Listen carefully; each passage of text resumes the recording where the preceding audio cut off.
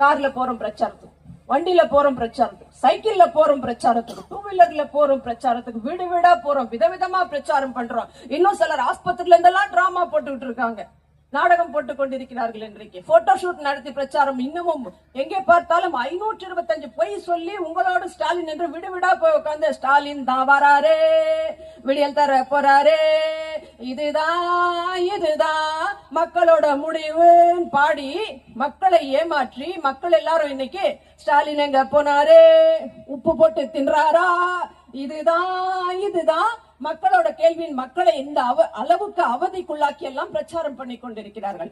ஆனால் ஒருவர் நாட்டிலேயே இல்லை, பேசவும் இல்லை, மக்களை சந்திக்கவும் இல்லை. ஆனால் அவர் மீது வைத்த அபிமானத்திற்காகவே ஒருவர் வெற்றி பெற்றால், ஒரு இயக்கம் வெற்றி பெற்றது என்றால் அது நம்முடைய அனைத்து இந்திய அண்ணா திராவிட முன்னேற்ற கழகம் தான்.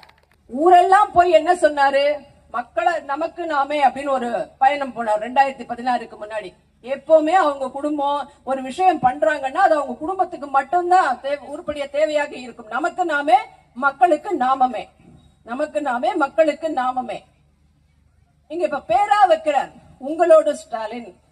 ஒரு என்னது ஒருங்கிணைவோமா, ஒன்றிணைவோம் வா, இல்லம் தேடி கல்வி, இந்த மக்களை தேடி மருத்துவம், அதைத்தான் நானும் தேடிட்டு இருக்கேன் ரொம்ப நாளா.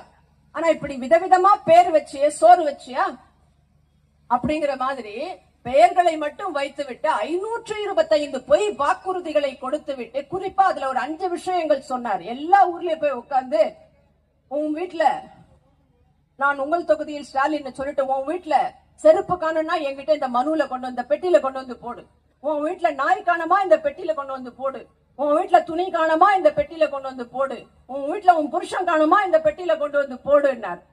ஆட்சி வந்த பின்னாடி நீ யாரையும் கேட்க வேண்டாம், நேரா சென்னையில தலைமை செயலகத்திற்கு வந்து என்னுடைய அறைக்கே வந்து இது என்ன ஆச்சுன்னு கேட்கணும்னாரு. அந்த பெட்டி எங்க போச்சு? இப்ப ஊரா உட்காந்து உங்க திருவள்ளூர் மாவட்டத்துல கூட உட்கார்ந்தார், பெட்டியோட வாங்கிட்டு போனார். பெட்டியை காணமா, சாவியை காணமா, இல்ல பெட்டியை தூக்கின்னு போய் கடல்ல போட்டீங்களான்னு தெரியல.